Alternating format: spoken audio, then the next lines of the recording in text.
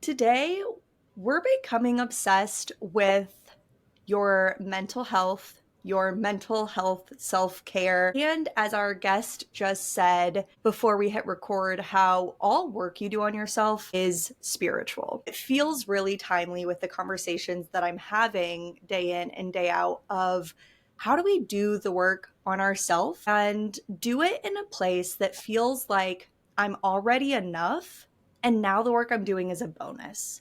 How do we not use who we are as an excuse, but we still feel really confident and love ourselves and work on ourselves because we can, not because we have to or because there's something wrong with us? And that's really what we're going to get into today.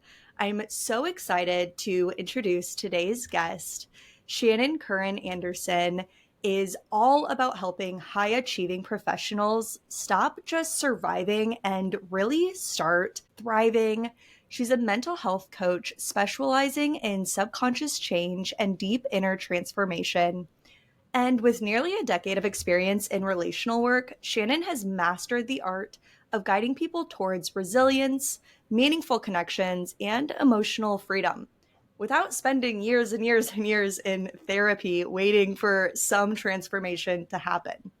And what I love most about her approach is how practical and empowering it is. She's trained in relational life therapy and is a preferred Psych-K facilitator and uses those tools to help entrepreneurs tackle the unique stressors in their lives while staying aligned with their values. She is all about unlocking clarity and confidence so that you can live a life that feels deeply fulfilling, which, if you didn't pick up on already, is what this podcast is all about. So, Shannon, thank you so much for coming on Becoming Obsessed for this conversation today. Oh, thank you for having me. I'm excited to be here. I want to start, I'll say at the beginning of your journey into this work, because I'm always curious what drives people to live our passions and not just live on default, but really follow that voice that says, like, what if you did this? What if you had an impact in this way? What if I helped in this way? And I'm really curious what led you to this mental health work and how spirituality really plays a mix in that. Oh, sure. Thank you. Well, I think all roads begin with ourselves. And my story started actually with a health crisis. And I don't feel like that's a unique story. I think a lot of people's road begins there. But I was diagnosed with an autoimmune disorder, and I did all the things that the traditional Western medicine asked of me, and none of that really helped much. I mean, the symptoms were still there. I still felt terrible. And so I'm like, okay, well, maybe I should go down the functional medicine rabbit hole. And I did that, which was a lot of lifestyle change with functional medicine. And I am not a physician. It's a lot about looking into your diet, looking into how you manage stress. How are you with your relationships? Like looking kind of at the bigger picture. And a lot of what I did alleviated my symptoms, but it didn't get me out of my own way. I was still in my head. And so I read a book by Bruce Lipton called The Biology of Belief. And at the end of that book, it says, well, you create your reality. Your beliefs can manifest as health disorders. And if you want to change your reality, then you need to see a Psych-K facilitator. And I'm like, oh, what is that? So I went on my Google research, tried to find a Psych-K person, couldn't find anybody locally for a couple of years. And in that time, I went on my own journey of going to yoga retreats, treating my body more gently and kindly rather than trying to, I guess my old pattern was, and I grew up in the 90s with the Nike, just do it, mind over matter, really trying to use my willpower to lord over the physical being of my body. And that just it didn't lead me where I wanted to go. So eventually I ended up in a women's group and serendipity, found my Psych-K facilitator, worked with her, changed my life. I walked into her office. I will never forget the first day. I sat down and I said, I want to be a totally different person. And in 4 months, I was. That's incredible. That's so beautiful. And before I ask for you to share with me and with us really what Psych-K is, I said in the beginning, this is perfect timing because I feel like I can relate to this so much. And the conversations I've been having the last few months, I feel like it's like you just hit on all of the pieces of this story where I feel like I do the work, but I still want to dig deeper and find a way that is truly transformative. And this conference I was at this past weekend, I think his name is Don Wood, spoke and shared a similar story about his daughter who was diagnosed with autoimmune disorders. And the doctors were like, great, we don't have a cure. We don't know what causes it. And we're just going to do medication and treatment and antidepressants and like try and live with it, I guess. And he in his 50s was like, okay, I guess I'm going to school and getting my PhD to heal my daughter. And really found that the root of so much of the illnesses people do have, like you're saying, kind of start in the mind. And he has made this connection with trauma and our bodies kind of living in the trauma Mhm. and it almost never getting shut off. And then I've also been like, it's funny because I'm like, okay, I'm looking into, I just met this like a couple of functional healthcare people. And again, it's like, I don't want to feel like I should be doing better. And like that my life isn't different because I'm not eating well enough. I'm not doing well enough because I do fine, right? Like we can always do better. I do okay. And it shouldn't be that you have to be perfect in your diet and you're working out every day. And I think also we see people all the time that they do that and it doesn't change anyways.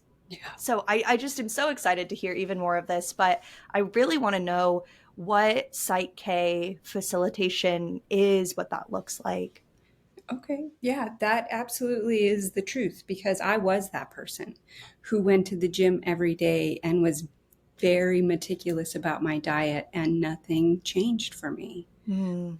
And in Bruce Lipton's book, he surmises that 95% of all disease is a manifestation of stress.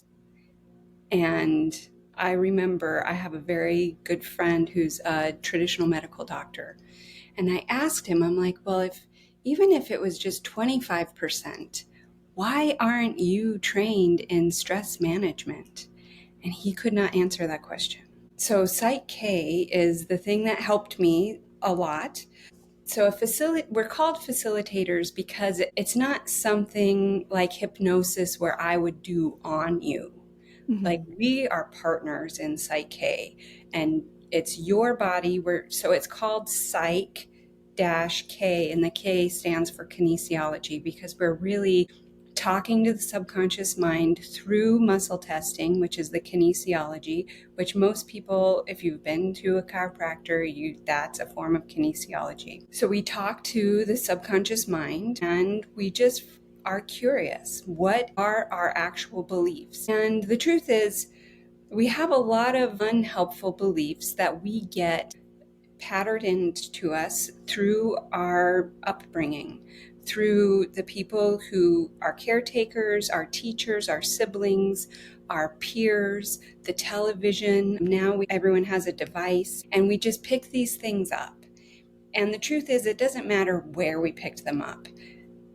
What matters is if they are not in alignment with what you want, you have the power to change them. And so that's in a Psych-K session, we talk about what do you want? And where traditional therapy is looking into the past, and there absolutely, traditional therapy has been amazing for a lot of people. But my personal experience was it wasn't helping me talking about the past. It didn't help to talk about all of the things that happened to me. And while there was some benefit in having understanding, that understanding did not translate into taking different action. Hmm. And so Psych-K is, we talk about what would you rather have instead, because the subconscious mind thinks in pictures. So we build a beautiful picture of the life you want, or what, like whatever specific topic we're working on. We build that picture, and with the Psych-K change process, which only takes minutes, we can plant that into the subconscious mind. And the subconscious mind is like soil. It doesn't care what is planted. It will grow, just like the soil in our garden. You can plant tomatoes or you can plant deadly nightshade. Both will grow with equal vigor because the soil is subjective, just like the subconscious mind. That makes so much sense. At this conference this weekend, we did a lot of that. We say like visualization, but in a room of 1,000 people somehow, like it worked and the energy was there.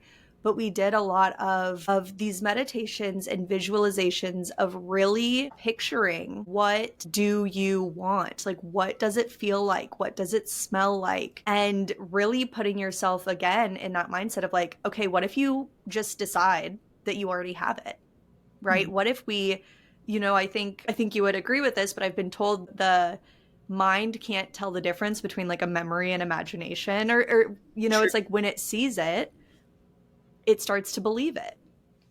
It's very true.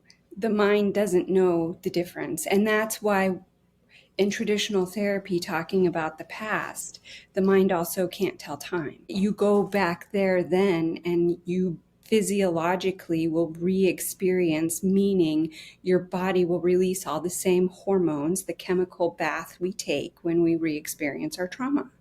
The thing what I love about thinking about the future and visualizing is you can't create your vision from who you are now. You have to come from the vision, and that will draw you to it.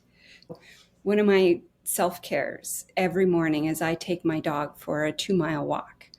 And while I'm doing that, I am focusing on the vision of my life that I am creating. That's what I am doing during my walk in nature. I am focused on my dream. And that's what draws my dream to me. And I think it's Einstein who said, We cannot solve our problems with the same thinking we yes, use to create them. the point is, like, in order to draw your dream to you, you have to be willing to allow it. You have to be willing to follow the serendipities. You've got to follow your intuition.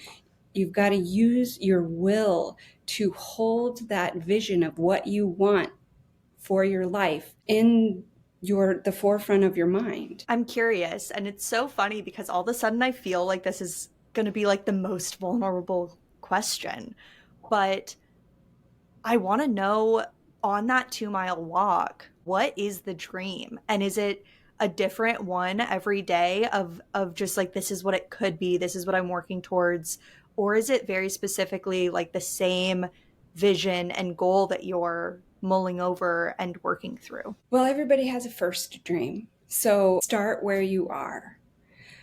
My dream, my personal dream, is to live on, there's a lake in Wisconsin. I want to live on that lake. I am building my house there. I have it perfectly in my mind. I see myself, because you have to be in your vision. When you're visualizing, make sure you're in your vision.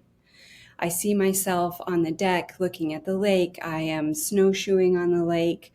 I'm paddleboarding on the lake in the summertime. I'm hosting friends. I know what the shutters are, their color. I know the patio furniture. I know exactly what that looks like. And I just stay focused on that dream. But my dream may be shifting, right? So that to me is kind of a 10 or 15 years from now dream. I'm open to it being a lot sooner than that, but I'm working with a coach. We're creating a new program together, and that's going to become the dream because I need to get more emotionally involved with it. They talk in manifesting circles about being emotionally involved in your vision, in your dream.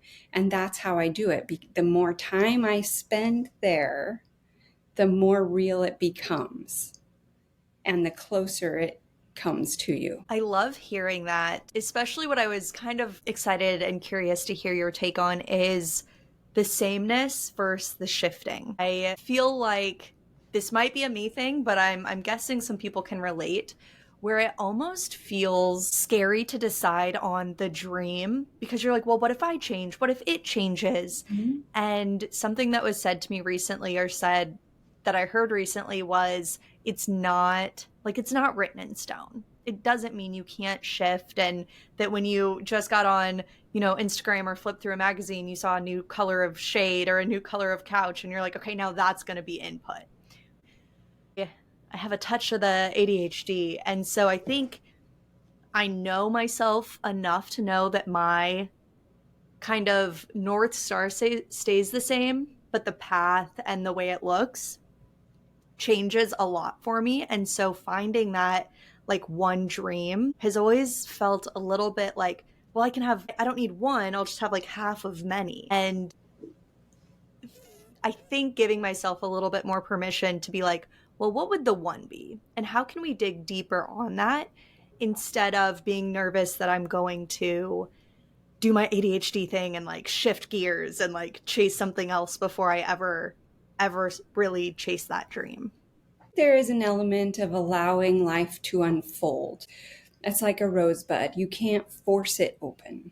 You have to allow it to unfold. And I think life is like that in ways. But having one dream that you are working towards, and it doesn't like have to be a 10 or 15 year away. Like just pick something more relevant to maybe the next 2 or 3 months and start with that dream. And then and it's kind of like, I think Brendan Burchard would say the success cycle, where the more you do it, the better you get at it. The more you do it, the better you get at it. It's the competence confidence cycle is what his terminology is. So the better you get at it, the more confident you are in your ability to manifest your dream. And so it's just a cycle. It goes on and on. But the thing about life is we are taught to follow our 5 physical senses, which is sight, taste, touch, smell, and hearing. And these 5 physical senses are very distracting.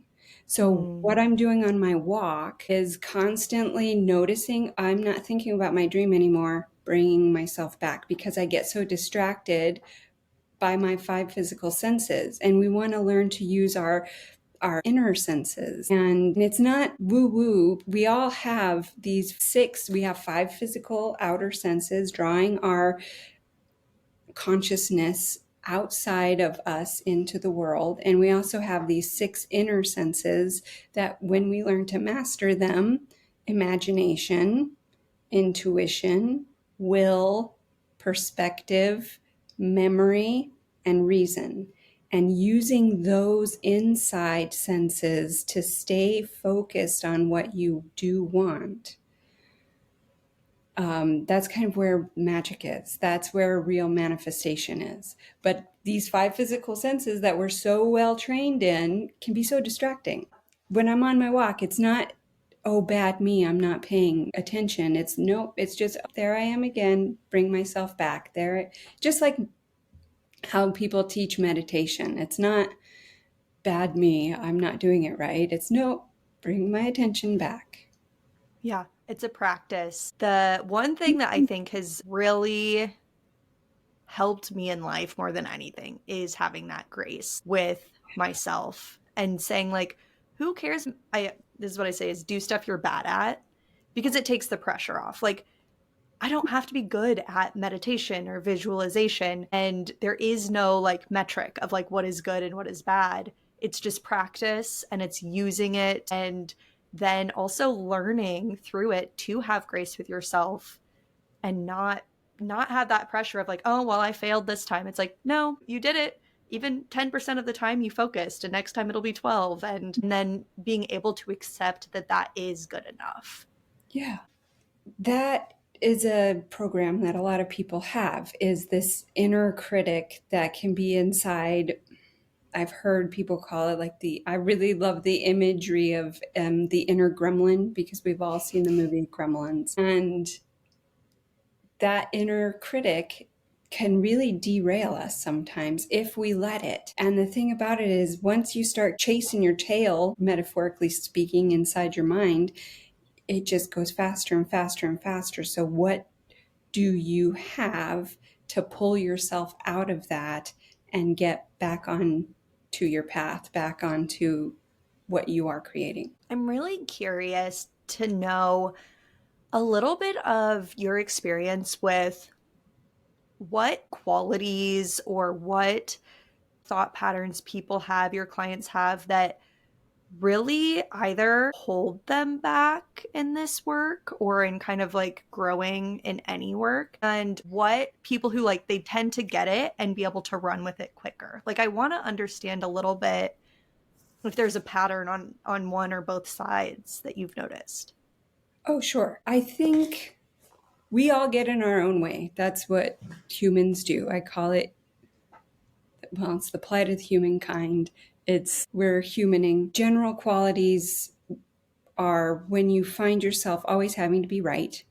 Mm. That's kind of a red flag. I can't let this go. I have to be right about this. And I keep red flag. Also, anytime you are finding yourself withdrawing, like, I'm just gonna pull back a little bit, that is also kind of a sign like there might be something there to look deeper into. Like control, anytime you're controlling, and either overt control or covert control, which would be manipulation to try to get what you want. That's a sign. And then I've also been toying with this idea of like, am I in fear or am I in love?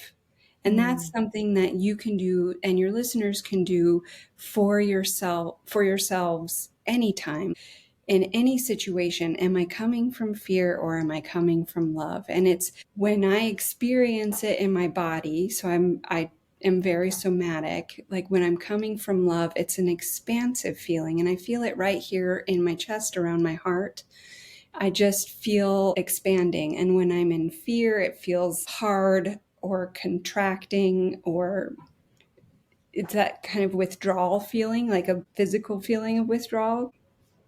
That makes a lot of sense. And I'm even like, yes, in the work that I do for clients, I have a marketing agency, and it is a practice of me to do that work in a way that feels like, I never thought of it in these terms, but feels expanding and doesn't feel constricting. And I think there's always balance of like, in the practice of it, having those constructs and boundaries to work with.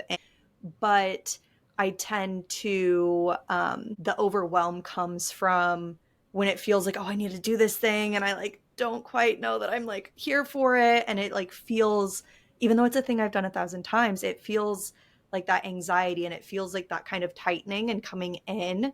And if I almost like allow that to sustain, then it's a downward spiral. And then I know the things that I can do where it's like, okay, I'm going to go to these certain events every week because that's where I feel like I'm expanding. And then I can take that into the work I do too, of creating, emails and content. It's like things I've done 1,000 times that aren't scary.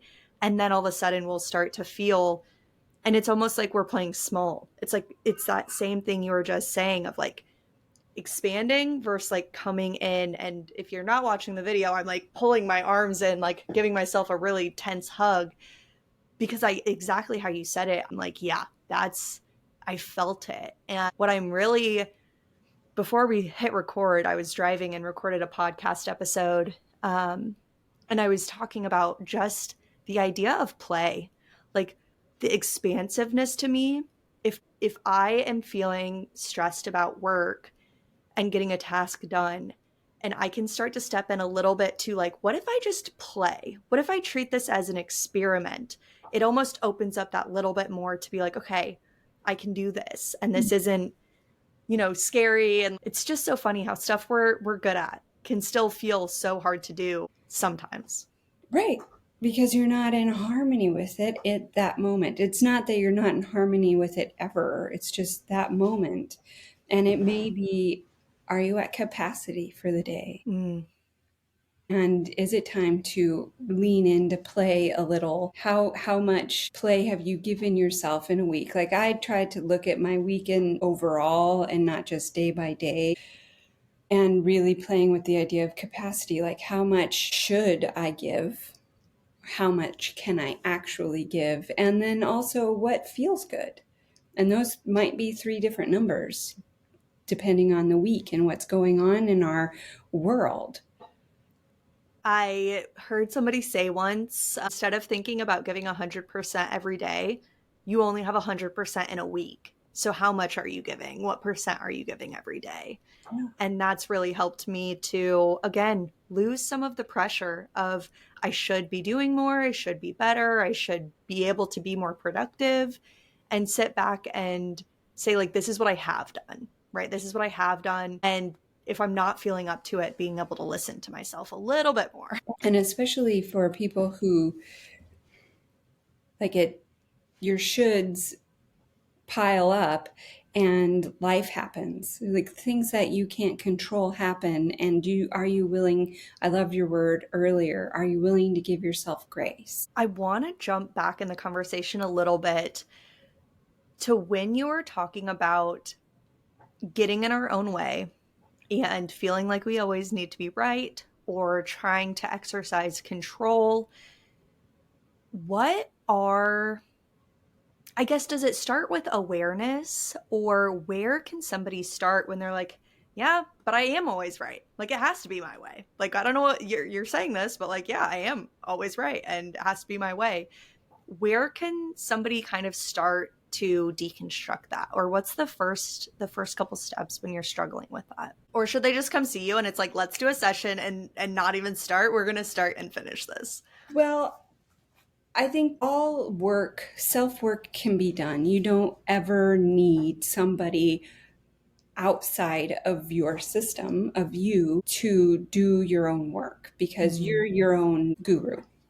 However, I do believe that working with somebody outside the system is a shortcut. So sometimes we cannot see the own box we're in.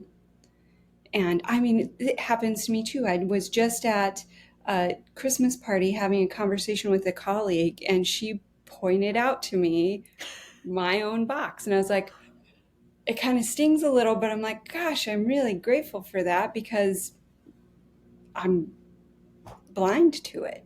Mm. But what can you do? So I would say, especially when you're being right or trying to control a situation, which those are my two losing strategies, of which there are five. Those are the two that I employ most, or a previous version of me would employ a great deal of time. But when you're having a conversation and you find yourself not arguing, but trying to persuade the other to into your corner, per se, just sink in and get more embodied. Like what's going on in your physical body? I think we spend a lot of time in our head, Mm. and this is a very small space Yeah. versus the whole rest of our body. Like what is going on? Are you feeling tension in your shoulders? Do you hold tension in your jaw? Can you breathe like a real, not just an upper breath into the top part of the lungs, but can you breathe into your tummy, let it expand? And what's really going on? Maybe it's taking a break. I mean, um, one of the best circuit breakers I know of is to take a timeout. And like adults need timeout. Kids don't actually, they're not the ones that need timeouts. Adults need timeouts. And give yourself a moment to go to the bathroom and just check in with yourself. Like, why can't I let this go? Mm. What's really going on? Where is it in my body? Like, what's the physical sensation? And what's the feeling? So the three questions I ask my clients to answer is, what's the physical sensation?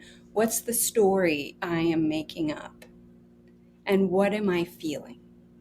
Because a lot of the times we need to be right because we're feeling activated, because we're telling ourselves a disempowering story, because underneath that, there's some pain we're trying to avoid. Mm. But really getting in touch with that story and the somatic feeling, because those, if you track those, you will find consistency.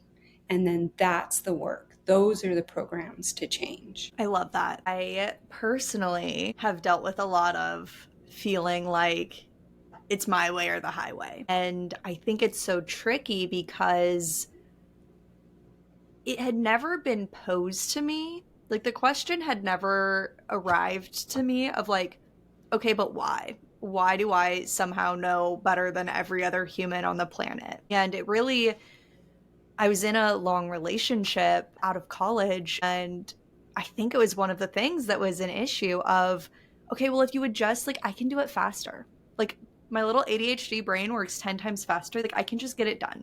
I can get the tent set up before you can. And for me, first, it was like, okay, I need to just remove myself and not, like, if the tent gets set up quicker or slower, it doesn't matter. So let me remove myself and let the other person do it their way.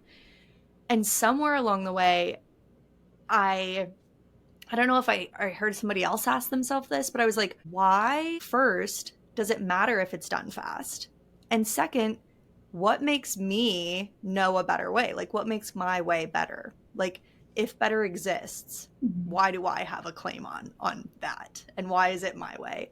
And then just being able to say like even if I am right, who cares? Right? Like kind of what you're getting at. I only care to be right if I'm more worried about my ego and not getting hurt again. But if I care more about the relationship and the other person and making sure that I'm, fostering that in the way I want to, then I can be right and let them do it their way. And like I can know I'm right, or I can release that and not use it as this barrier in a relationship, or especially now in business and building a team. So much of where the growth I've been doing the last few months, like I have to give it up and just be like, please do this. And if it's not the best way, like just find a way to like find a way, and I'll share my thoughts, but I need to release the fact that my way is the best way, especially because it's usually not, right? Like it's a good way, but no best way really does exist. Right. And then relationships. So I'm a relational. Yeah. It's your space. That is who's right and who's wrong doesn't matter. Mm-hmm. Because in the situation of who's right and who's wrong, we are creating a power dynamic when the truth is we want to be same as. Yeah. Yeah. And so what does that bring up inside of you? And where did you learn that behavior? Because we either learned it, we took it in by watching the people around us, or we watch the people around us do the opposite of that thing. And we're like, okay, I'm going to do that because that's the right way. And again, it doesn't, where it comes from matters less than what you want to create. Mm-hmm. Because while our trauma is never our responsibility, what is our responsibility is our lives now and how we're creating going forward. I always think of it as like the first time that you hear that you can choose something different, it now becomes your responsibility to chase that and to like build from there. Yeah. I feel like I'm connecting dots from everything that we've talked about so far today, of even just thinking about in a relationship.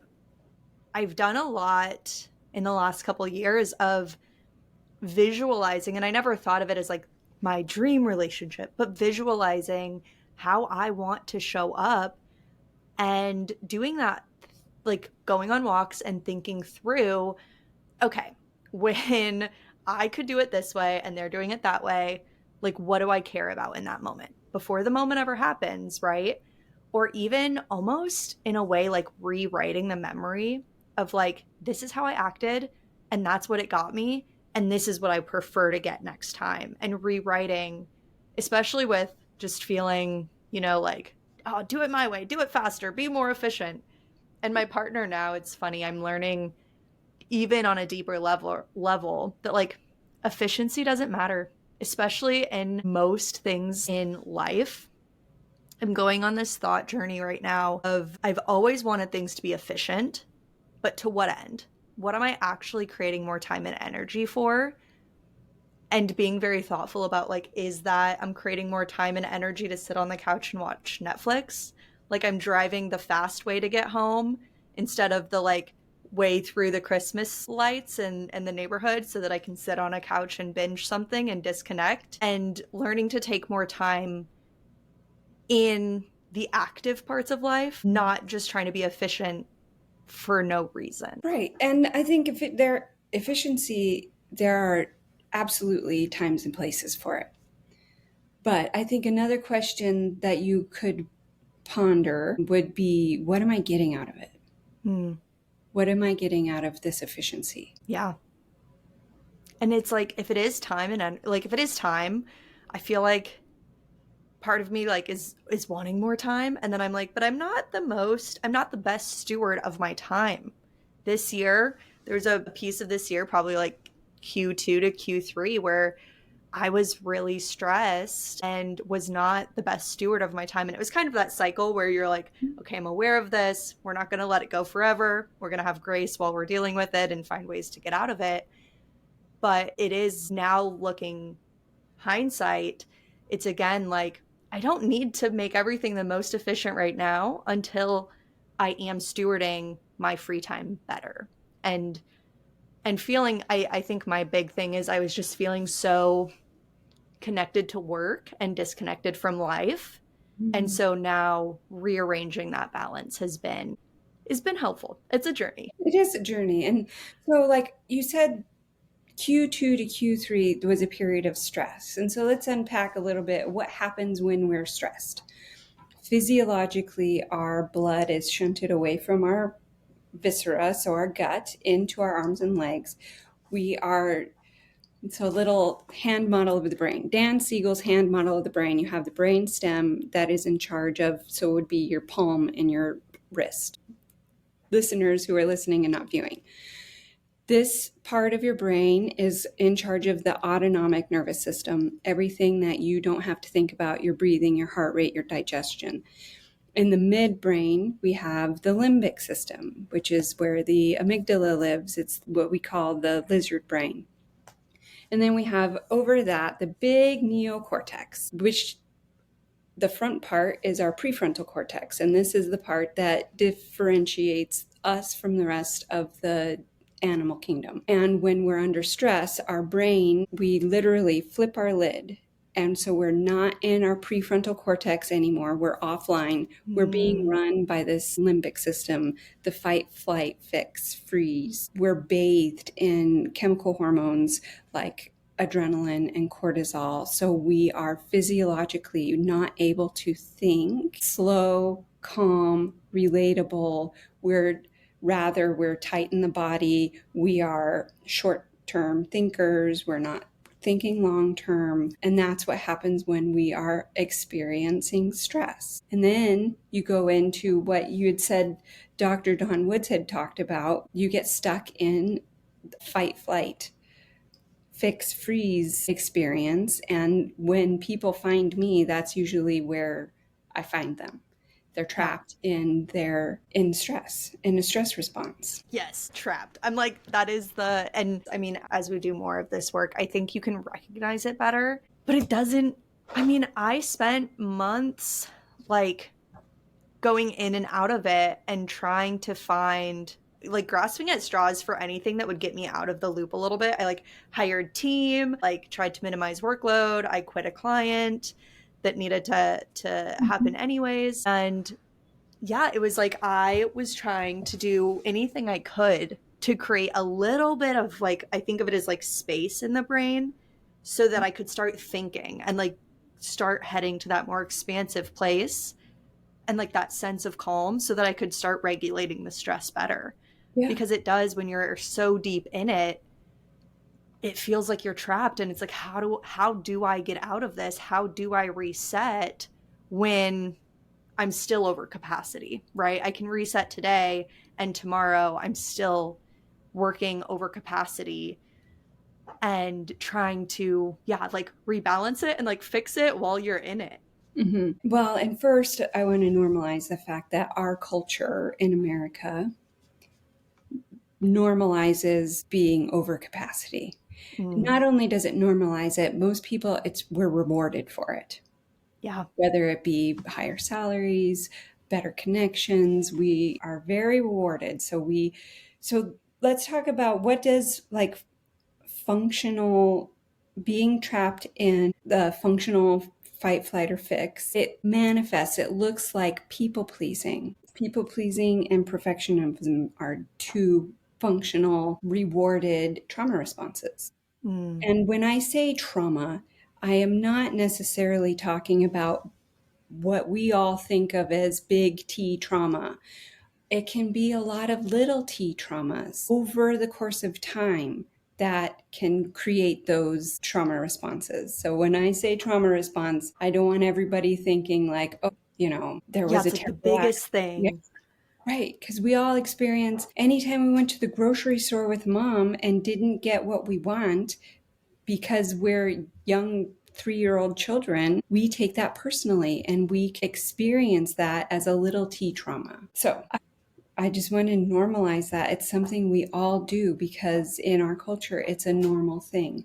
So, how Mm, do you get out of it? How do you get yourself out of these functional trauma responses? We, again, spend a lot of time in our head because our culture, again, rewards very left, logical, lateral thinking minds.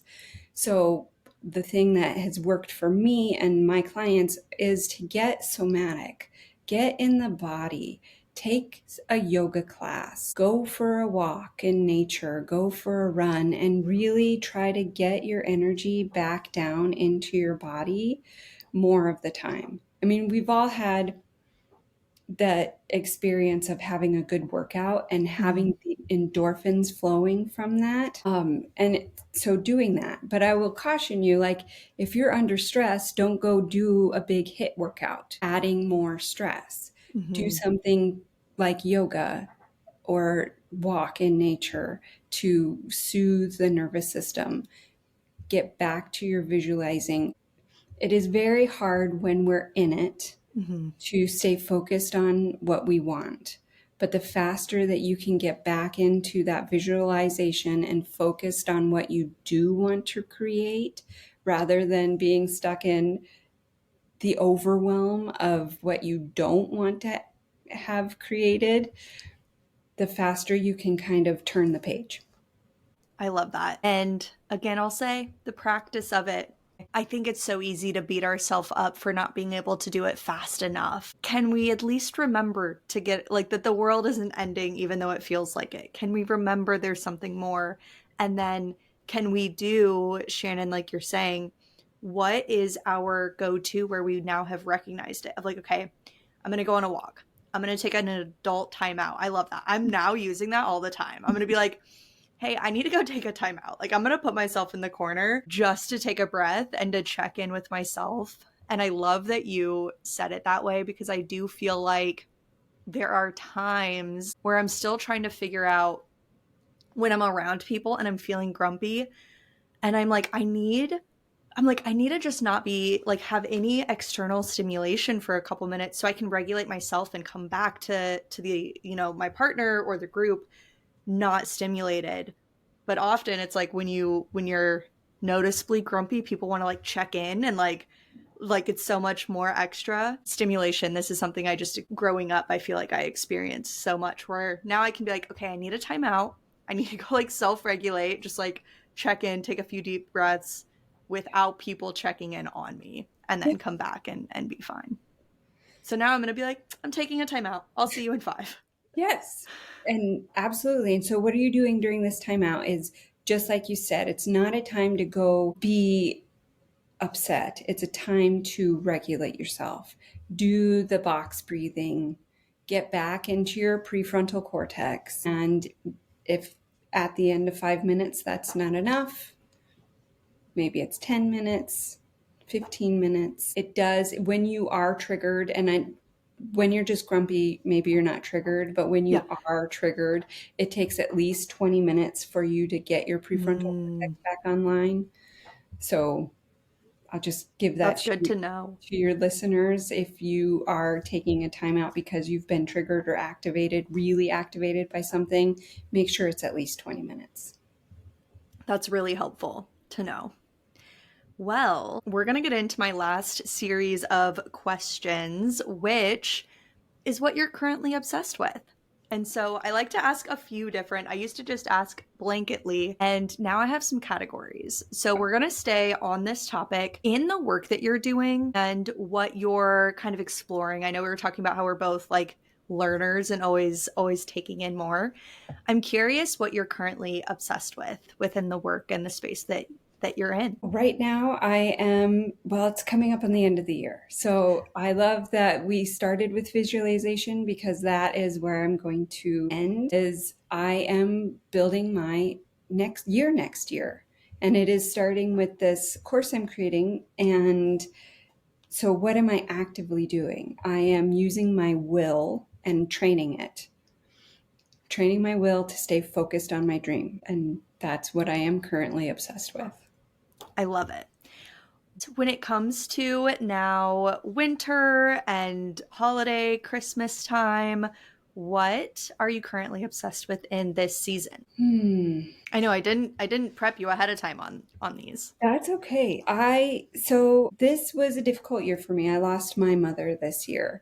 And so this Christmas, like this holiday season, has really been a lot less about the gifts Mm-hmm. and more about presence, like my presence and really being with the people I love and care for in a much more intentional way. Shannon, I'm really sorry to hear that, but I think that is such a beautiful reminder for all of us. So thank you for sharing that with us. And now I'm trying to think of one more. I like to do things in threes. When it does come to like any type of entertainment, reading, watching, listening, what is something you're obsessed with there? Oh gosh, I have multiple books going at all times. So if you go by my nightstand, I've got a stack of 5 different books. I also have 3 different audiobooks I listen to because I have a commute. And right now, though, I am keeping it light and I'm reading fiction and I'm loving it